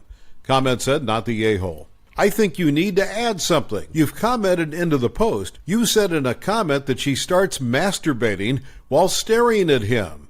That is so not okay. And you are doing the right thing by not subjecting him to that. It isn't ableist to not want to be in that situation. Another comment said, not the a-hole. If my brother had a disability that caused him to swing hammers at my wife's head, I wouldn't blame him. But I'm certainly not putting my wife in prime swinging territory. The story is titled, Entitled Mother Child-Proofs a Private Mountain Bike Trail. So this happened a while ago in a small town in the middle of nowhere. It's a community-built network of mountain bike trails that the community helps maintain and build more trails to ride on for our enjoyment. The trail started in my cousin's backyard, and before, he was the only one involved. So the trails were very small, but soon he got many of his neighbors involved to help maintain and build more trails, and it became a decent-sized network of trails. Since it is his private property, he requests people ask before they go on his trails, and he lets most people in. One day, we wanted to ride on a downhill trail with many cool features, things like jumps, logs to hop over, homemade skinny bridge out of wood planks, drops, and much more. This day, there was a sign planted into the ground on the entrance of the trail saying, reserved for Karen and her family. At first, we thought this was very entitled and rude, just barging into his property and blocking it off from the owners, but we saw them with shovels and wheelbarrows and realized they were helping us maintain the trail. Fair enough, it could use some maintenance, so it was kind of them to be helping us without being asked. Little did we know this was the complete opposite. Let's introduce the cast. EM, entitled mom. EK, entitled kid. C, cousin. OP, me. So we spent the next few hours riding the other trails and finally decided that we should give them some beers for helping us out. So we returned to my cousin's house and grabbed some from the fridge and head back up and go past her sign. We start to go down, but she runs up to us and starts yelling, EM, hey, where are you going past that sign? It's clearly reserved for me and my angel. C, oh, we just wanted to give you some beers for helping us maintain the trail. EM, it's reserved for me. Get out. C, I own this. You are on my private property. EM, no, this is public. My angel's friends all come here every day. Now this could be true. My cousin has allowed many school children to ride on his trails after school, but see, this is my private property. I do let many people ride my trails if they want to help sometimes, and I certainly do not remember inviting you. Please leave. Well, I did help you with your trails. Look, I child-proofed them. She points to the trail, and we suddenly realize what she had done. She had flattened out jumps, removed logs, removed the skinny bridge, along with everything else that makes a mountain bike trail fun. It's just a slight downhill path, not to mention how she cut down several trees, making it impossible to get hurt. EK was also there, riding down the lame hill with a regular Walmart bike, going back up it with stairs made by breaking the skinny bridge. An entire summer worth of work turned into an idiot-friendly bike hill with nothing special. C, excuse me, what the hell have you done? EM, don't be yelling at me. You were the one who built a hazardous merry-go-round. I have no idea what she was saying. C, yeah, that's the whole point of mountain biking, to do fun things like this. But you, without permission, went on my property and broke things. What is wrong with you? EM, I'm making it safe for you. C, okay, well, I'm going to call the cops. At this point, she realized how dumb she was and decided to back off, never to be seen again. A part of me wanted this to escalate for a better story to tell, but we never ended up calling the cops. It ended up taking several days to get it back to its original form, but it will never be as fun. The story is titled, Tricked a Self-Proclaimed Ladies' Man into Performing Mandatory Community Service. My dad and uncle were in a fraternity together in college. This guy named Steve was also in the fraternity. My uncle and Steve did not get along well. Steve was a self-proclaimed ladies' man and liked the same girl as my uncle. Steve loved to prank people and apparently sabotaged my uncle's moped, which my uncle had to pay to get fixed. Later on, Steve did something that got him in trouble with the college and got him put on probation, but the college never followed up on any sort of action item, and everyone kind of forgot about it. My dad then hatched a revenge idea. This was many years ago when personal computers weren't common, but my uncle happened to have one and was pretty savvy with it. They decided to create a fake letter from the Dean of Student Affairs from the college. In the letter, they detailed the action that got Steve put on probation and told him that he was required to perform community service by mowing 10 random people's lawns. My dad and uncle specifically went and looked for the absolute most overgrown yards they could find and listed their address on the letter. I should mention that this happened in the South in the summer when it's like 95 and crazy humid. In the letter, they stated that Steve must complete these 10 yard mowings or he would not be allowed to graduate. They took the letter and put it in Steve's mailbox. Several days later, my dad was over at a friend's house and happened to look across the street and see Steve mowing this old lady's yard that had like foot-high grass with a push mower. The mower kept sputtering out, and Steve looked pissed. My dad asked the guy what was up with Steve, and the friend was like, "Oh, you didn't hear? Steve got a letter from the school saying that he had to mow all these yards or he couldn't graduate." The next story is titled, How I Put the Fear of God into an Entitled Restaurant Worker. I'm a custodian at a major theme park where we have a good number of outside businesses, such as restaurants, shops, arcades, etc. Normally we get along, but tonight was a night where I wished they'd up and leave. One of the trash compactors broke, so a sign was put on the compactor asking people to take their trash to a different yard to be compacted and not leave their garbage there to rot. Well, one restaurant decided they were above this and started piling their trash around the compactor. At one point, it got so high that I called my manager to tell him it was a safety hazard. He talked to the restaurant managers, and they promised they'd tell their teams to move it to a different yard.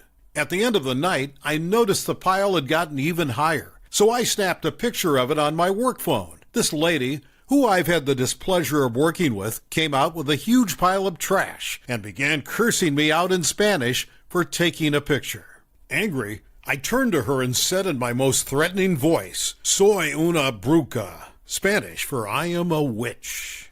Two important things to keep in mind. I knew this woman was very superstitious. I knew she was especially terrified of Santa Muerte, a Mexican folk saint who will grant any request asked by her devotees, even for harm to come to their enemies. This lady's eyes got huge as she heard me say in English, "Santa Muerte, hear my prayer. May this woman have horrible luck until she sincerely apologizes to me." I knew this woman could not understand English, so she crossed herself repeatedly and got out of my way when I smiled and left. The next story is titled, I Remembered His Blog. A decade ago, I was working behind the bar that I own one night. It was a Sunday night, which meant a mandatory midnight close in my city. We did last call at 11:30 and made sure anyone who needed a drink had one. A rather drunk fellow ignored me when I asked if he needed anything, so I closed him out. At midnight, as the lights go up and the music dies, he turned at me and asked me for one more beer. I said no, we are now closed. This dude lost his mind. Started shouting at me about the bad service and how dare I deny him a drink. This happens sometimes with a mandatory midnight closure. As he was leaving, he stopped and shouted at me, "I have a blog with thousands of readers. And this is it for this bar. I'm going to review it so badly this place will be closed in a week. I hope you like being jobless." And he left. And to his credit, he didn't come back for years. I'd often see him in the neighborhood, usually very drunk late at night, but he didn't come back to my bar. Needless to say, the bar has not closed due to a bad review in a blog. In fact, we've really thrived over the last decade, and we handled COVID well while survived lockdown, and business has been booming. A couple of weeks ago, the guy came back into the bar and sat down and ordered a beer from me. I served him. He paid. I asked how he's been and how his blog is going. He looked at me like I was crazy. I haven't had a blog in years. Did you used to read it? No, I told him. I assumed no one read it because otherwise I'm sure we would have been forced to close due to bad service. As I walked away, it was really clear he had no idea what I was referencing or memory of being a dick decades ago. But man, it felt good to mock him to his face. The next story is titled, They Say You Can't Put a Price on Happiness, but it cost me $250,000, and it was worth every penny. My late husband was in a car accident his senior year in 1986 and got a settlement of $30,000, which he could access at 18. He was a gearhead and wanted to buy a Corvette, but his mom didn't like that idea, so she made him a deal. If he bought the car, he would have to pay rent and storage for his other cars, or he could buy property and stay home, rent-free, as long as he wanted. So at 18, we started looking at property, and he bought 10 acres for $5,000. We intended to build there at some point, or sell it later on. In the early years, we would have massive ragers.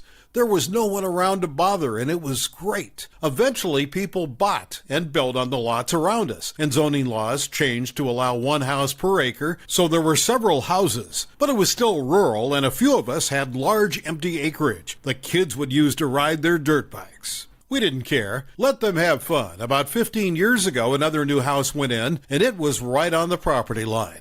They hadn't even finished construction on the house when the wife began calling to demand I take some trees down because they blocked her view. The funny thing was, the view they blocked was from the RV that they were living in. Once they moved into the house, they wouldn't even be near those trees. So I said, sorry, but no, I'm not cutting the trees. She wasn't happy, and over the next couple of years, she called to complain about all sorts of stupid crap and the noise of the kids on dirt bikes. Hell, she even got mad at people riding their horses because they made her dogs bark. One spring day, I drive out there and noticed the stream that ran across my property and theirs had been dammed on and diverted on my land about 50 yards from their property line, which sent it along the dirt road that went down a hill and up the other side, creating a pond where it was blocked and another at the bottom of the road and preventing me from accessing the majority of the property. Now, I knew it was their doing because the previous fall/winter she had called to complain my stream was causing her property to flood. First off, it wasn't my stream and her property didn't flood. In wetter months, the stream naturally got larger and it flowed downhill, and it kept to its banks for decades. Their lot was originally heavy wooded and they had cleared all of the trees. And I could tell they had done a bunch of grading, so if they had water issues, that's their doing, not mine. Anyway, I went home, and the following weekend we grabbed the small backhoe and a couple of friends to unblock the stream. We hadn't even unloaded it before we heard her screaming, and the cops showed up. They were unsure if they should stop us, because our state is pretty environmentally conscious, and there are strict wetland laws. The cops didn't know if we were rerouting the stream or if they had. I completely understand where they're coming from, and I knew this could happen, so not only did I bring pictures to show how the stream had been, but one of our friends was an official at the DOE. He was able to explain the law, and that we legally needed to put the stream back. We couldn't do much about the pond, except wait for it to dry out, but we sent the stream back down its original channel. Of course, when it got to their freshly graded land, it had no channel to follow, and yeah, it did flood their yard. Unfortunately for them, there happened to be that DEO official who felt it was his duty to issue them a citation for diverting and illegally altering the stream. They ended up having to put the stream back and revegetate with native plants and shrubs in a 25-foot buffer zone, which took away a portion of their yard, pay us damages, and got a huge fine. As the spring and summer progress, the kids on dirt bikes discovered the pond. By this time, it's 8 to 18 inches deep, and they are loving riding through it. So instead of just riding through there, they spent hours in that area, much to the annoyance of the neighbor. She calls the police multiple times, but the kids would either be gone or say they have permission to be there. So the police call us and we say, yep, let them ride. Now, we did have concerns about liability if they got hurt, but we like pissing her off. So we took the risks. Not the best idea, and thank God no one ever did that we know about. A couple of years go by and she has learned to text because we ignored her calls when she had something to complain about. I make my annual spring visit and notice there are 23 large cedar and fir trees cut down. 5 have been cut up, and a path leads directly to their very full woodshed. I was pissed. This isn't something I can just fix, and you don't duck with my trees. I called the police, and their excuse was that the firewood was the sole source of heat, and they needed the wood. They cut so many, so it would dry out over the next couple of years. They get another no trespassing order. The stream one had expired, and charged with theft and vandalism. I called the police, and their excuse was that the firewood was the sole source of heat, and they needed the wood. They cut so many, so it would dry out over the next couple of years. They get another no trespassing order. The stream one had expired, and charged with theft and vandalism. Life goes on, and we still got text every time she heard a dirt bike, horse goes by, or whatever irritated her on any given day. We started having summer campout parties over the next few years, and she always called the police or fire department. Of course, we never got cited because we are not stupid, and we didn't break any laws. Sadly, my husband died suddenly, and eventually, I decided it was time to sell because I wasn't going to build a house there. So I listed the property for $1 million, which was the market rate at the time. Remember, it was 10 acres, and you can build 1 house per acre. Of course, anytime people went out there, she would flag them down and tell them it was flooded and all sorts of nonsense. She didn't want anyone to build or be there.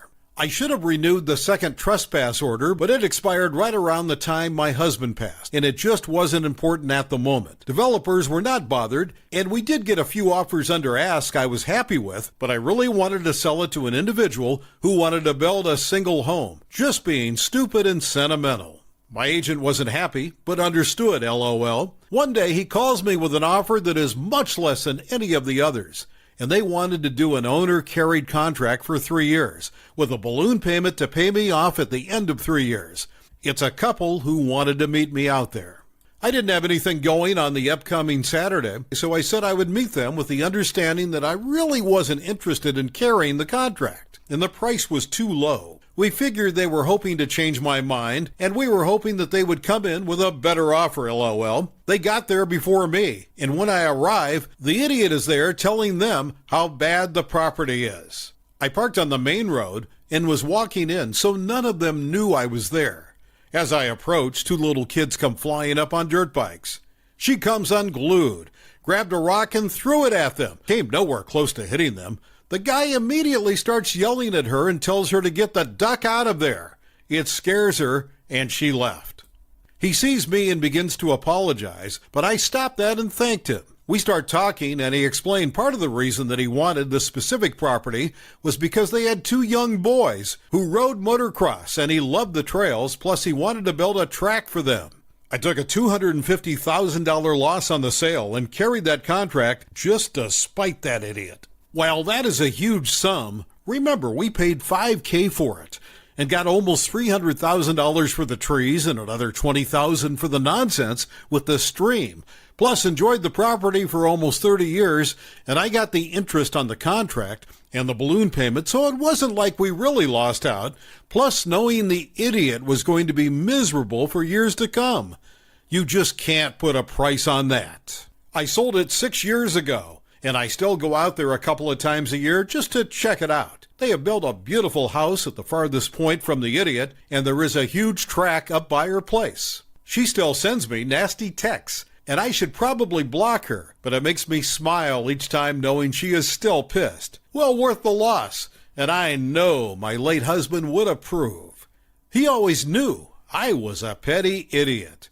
The story is titled Nice Neighbor. Over the past few years, our apartment management has really gone down the toilet. We can no longer even get a call through to anyone in the office. They hide away and won't answer the door some days. Well, one neighbor is pissed. Their lease renewal is due Monday, tomorrow. They have attempted to contact them for over a month, and her rent is also jumping to $899 from $595 for a one-bedroom. The one bedroom is tiny, no washer and dryer in unit. This is a crazy jump. Her petty revenge is sitting in the laundromat telling people how to only spend 25 cents on a load of laundry. If they're going to duck her over, she's going to duck them over. The story is titled, Pedantic Manager Picks Apart Their Own Work. Backstory.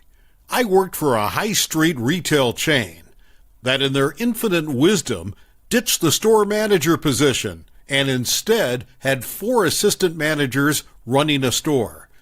This led to intensive workplace politics as the more competitive staff kept trying to pull stuff to make out they were the big dog, despite the fact that we were all on the same level.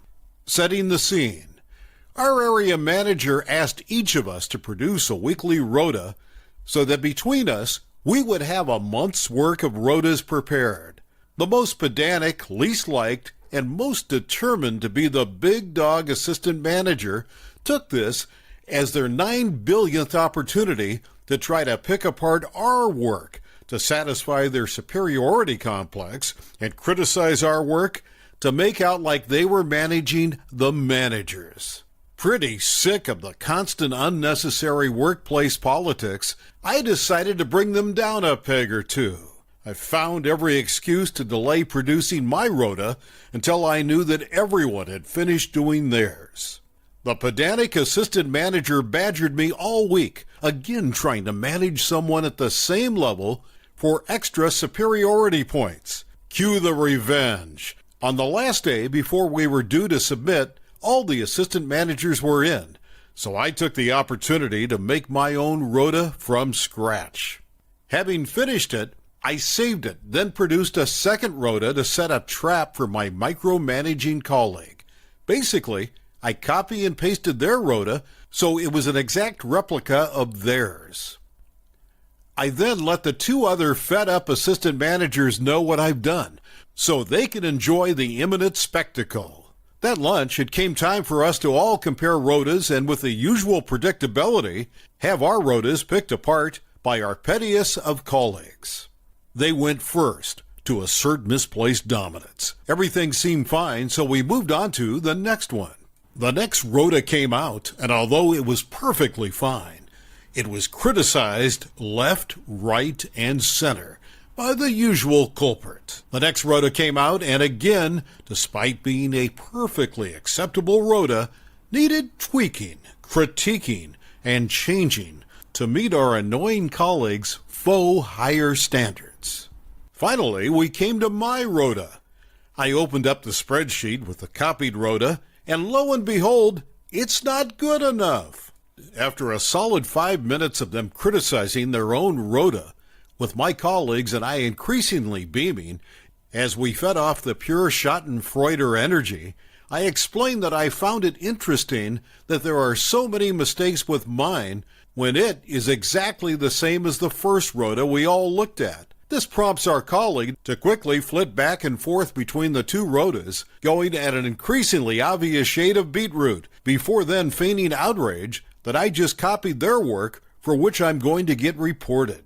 At this point, I highlight that won't be necessary as I bring up my real rota, and then announce I'm going back to the shop floor. My 2 grinning colleagues do the same, leaving the final petty assistant manager alone to fully soak in the petty revenge they have just been served with.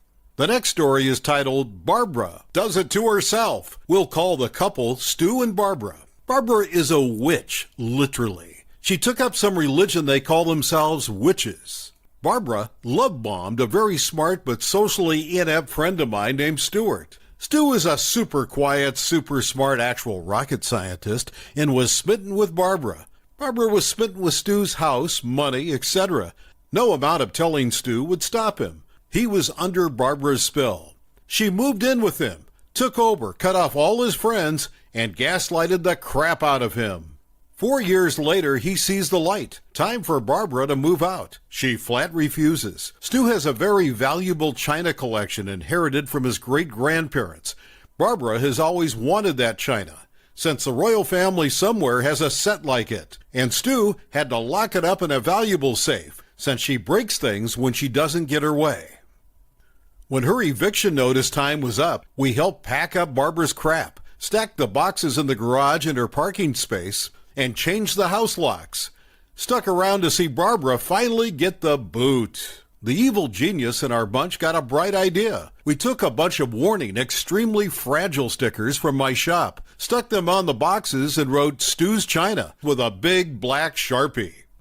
Barbara comes out with her sister and another harpy witch friend, sees the boxes in the garage, and blows up. Argument in the yard. She can't get in the house. She starts losing it when she gets in her SUV and sees the boxes again, backs up, and rams them so hard it broke through the wall into a storage room behind.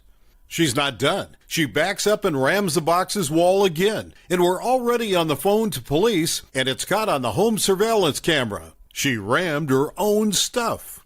The cops weren't amused. Wanted to know why boxes were mislabeled. We said we reused the boxes from Stu's original move-in, since they were handy. One officer wasn't amused with Barbara, stayed to fill out reports, and actually laughed once it was all over.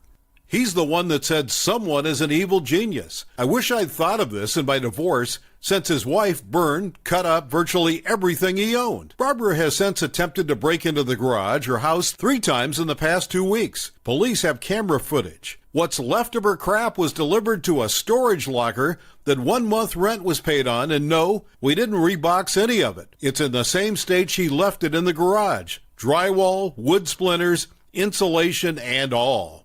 Stu is spending a lot of time with us, catching up, trading insane ex-stories, smiling more than I've ever seen him since he met Barbara, and I couldn't care less where Barbara is. And I hope it's awful with her friends barking at the back door constantly. The next story is titled, Duck with My Go-Kart Brakes, I Duck with Your Life. So you see, me and my 2 other friends went for a go-karting a few weeks ago with our own go-karts. We each have a Rotax Max go-kart. It was our second to last race for the season. I was leading the championship, and my friends followed 2 and 3. If I won this race, the 3 of us will be going to Italy to finish our karting career and go on to Formula Reno. My pace was out of this world this weekend, and it looked like I would have won the championship even before the race started. My friend's father had a team that we were in, and he was not sparing any expenses. A simulator that will help us improve. So the day before the race, where we practiced on the simulator, going through the data, all that stuff, we had left our go-karts outside because we were from practice rounds. We had someone, let's name him Bob for this story. He was the dirtiest driver in the league, but his father had deep pockets and would always pay if his son was removed from the league. He was somehow the 5th in the championship, but we did not mind. We had someone, let's name him Bob for this story. He was the dirtiest driver in the league, but his father had deep pockets and would always pay if his son was removed from the league. He was somehow the 5th in the championship, but we did not mind because he never used to disturb us. But this weekend was something we did not expect. When doing practice rounds, he used to slow down and wait for us to come by, and then try to hit us off the track. Luckily, we were able to get through, but my friend got hit and broke his front axle. All hell broke out. We stopped our carts at the side of the track, where it was safe, and rushed back to our friend to check on him. I was really mad at Bob and started arguing with him about his act, and he could have seriously hurt him. We left the scene and took our friend to the paramedics who were on site. We got him there and took our carts back to the tent that was for our team. I walked back and helped get my friend's cart from the barrier and took it, got it hooked up to an ATV, and was taken to be repaired. Now, back to where we left. Bob came to where our team was and came to say sorry for what he had done, but he had a smile on his face. But we did not mind if we pushed our cart back onto the track and went for qualifying. I did not check if my go-kart was okay. Going through, if the gas worked, the brakes worked, we just went for qualifying. We started, and the first 2 corner you could take them flat out. No need to use brakes. But when I came to the 3rd corner, going at around 100 kph or 62 mph, came to the braking point, but when I stepped on the brakes, nothing happened. I thought possibly it was still stepping on the gas, because I usually had my foot on the pedal, so when I get out of the corner, I could get on the gas as fast as possible. I fully removed my leg from the gas and was fully stepping on the brakes, but nothing was happening. Nothing happened. By that time, it was too late, and I smashed into the barrier, and my left hand was in serious pain. Their marshal that was next to me and came running to the scene when it was safe and clear.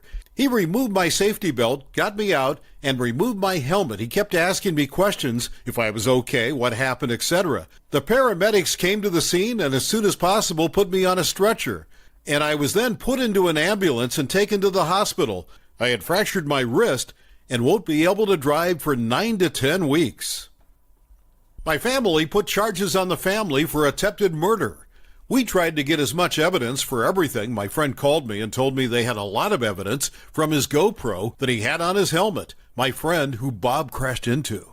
He left his helmet on the cart seat when it was outside, and his dad finished changing the axle. It took around 20 minutes. My cart was in front of his cart and was still recording. He forgot to turn it off. When rewatching the video from the GoPro, we got the part where he got a ducking garden pruner and cut the string used for the brakes, and went back to his team, and then came back to say sorry. Our lawyer said we got enough evidence to show the court. 2 days later, we got into court. Long story short, we won the case. Bob's international karting licenses were taken away, and it can't be given back. But this was not enough for me. My friend and I planned to destroy his axle, cut the brakes and gas, and destroy the radiator of his cart, and then put some Play-Doh in the cooling of his brakes, and never told a soul to this day. Oh yeah, I forgot to say that Bob was put in juvenile for attempted murder. The next story is, Entitled Mom confronts me for having the audacity to buy our house when her son wanted it. Brief backstory. Back in March, I, 25-year-old female, and my partner, 25-year-old male, bought a house. Big deal for us, and we're so glad we managed to pull this off, especially right before the pandemic got bad. It's a livable fixer-upper. The lady that lived here bought it in 1967 and was the only owner before us, and she made no updates in that time, LOL. It keeps us busy, and that's worked out really well being home so often. Now to the event with EM. In May, my big project was pulling out some nasty bushes that had taken over a huge chunk of the front side yard. It was hot. I was sweaty. I'm digging out roots and throwing branches. As I'm right up front and making a pretty drastic change to the yard, people notice. Most neighbors stop by, say a quick hello from their car, and drive away. But not EM. EM pulls up in a shiny black Suburban from the opposite side of the road, parks the wrong way, and rolls down her window. I'd say she's in her 50s and 60s, gray, white, bob-cut hair. I stand up and pause my music. The following conversation isn't exact, but pretty close, as this conversation was just so entitled. EM: Hey, did you buy this house? Me: Yep. Just moved in last month. EM: Did you know the family? Me: That sold it? Not really, we just got lucky when they chose us. I guess haha, trying to be nice but kind of off-put. She's asked none of the typical neighbor questions. We made a great offer. EM: Yeah. My son really wanted this house. He grew up in this neighborhood, you know. Me: Oh darn, yeah. Houses move fast right now. EM: He spent his whole life in this area. He really deserved to stay in the neighborhood, you know. Me: Yeah, that's too bad. Major WTF feelings now. EM: How much did you offer? Me, not about to tell her details. Over asking price. We were proactive, haha. EM: Well, my son really wanted to buy that house. Me, feeling quite awkward with this whole situation and just looking to shoo this lady along. Yeah, well, I'm sure more houses will go up for sale around here. EM: Well, that doesn't help him now, does it? He had his heart set on this house. I just gave an exaggerated shrug and decided to resume my root cutting to try and give her the message. EM: You're probably flipping it. EM, he would have loved it. Me, we're not. We are staying long term. EM, yeah, right. She doesn't leave. I'm wondering if I should go inside or something. She just keeps looking at me expecting me to say something. I keep cutting at a root. EM, is it just you or did your family help you get it? Me getting pretty short in tone. My partner and I bought it together. EM, my grandkids would have loved the yard. A loved yard makes a house a home, you know. Me, not looking up. Well, my dogs will love it, especially once I'm done. EM, seriously? I just scoff. Pull my root out. Throw it on the pile. I feel her eyes watching me. Me, really ready to be done. Well, have a good day. Then with a last glare and she speeds off, leaving a quite annoyed and bewildered me in my dirty glory mulling over what the heck has just happened. Did this freaking lady just try to guilt trip me because we bought a house her son wanted? Indeed, apparently. WTF. Definitely the most unwelcoming interaction I've had since we moved in, and I have not seen her since. The next story is titled, Friend Kicked Me Out During My First Month in Berlin. A close friend, female 30 years old, took me in because we agreed to split rent. I'm a 25-year-old female. Just moved to Berlin to start my master's. She stole my tobacco, and when I called her out, she escalated irrationally. She kicked me out for the following month for someone who would pay more. I had noticed so many red flags when I arrived. I had paid rent for months, so there's nothing she could do. She basically threw me out in a foreign city with a housing crisis. She took the building and apartment key, and I was basically imprisoned at home the whole time, and went to her boyfriend's and claimed she must have lost it. Plain lie, I have proof. Dumbass forgot the key to the room door inside the lock. So on my way out, guess who locked the room and lost the key as well? Oh, I might have forgot the heater on. Oh, and she'll only be back in a week because I'd forgotten her a really good paying job at another city for this period. The story is titled, Revenge on Noisy Neighbors. Back when I finished high school, I got a job in a town away from home. I got 2 other girls who were colleagues, and we rented a room. Our neighbors were 3 university students. 2 of them were inconsiderate and would make noise past midnight, and we could hear everything through the walls. We requested them to reduce the noise severely, but they sarcastically told us to deal with it, and that they paid their rent and were free to do whatsoever. One day, I overheard one of them complaining of a headache and that he needed to sleep. Cue to me waking up my roommates. We started telling stories and laughing out loudly. The guy told us to shut it off, and I shouted through the walls, but we paid our rent last week. Suffice to say, we never dealt with that noise ever again. Thank you for watching. I would really appreciate it if you would like the video and subscribe to our channel if you haven't already. We'll see you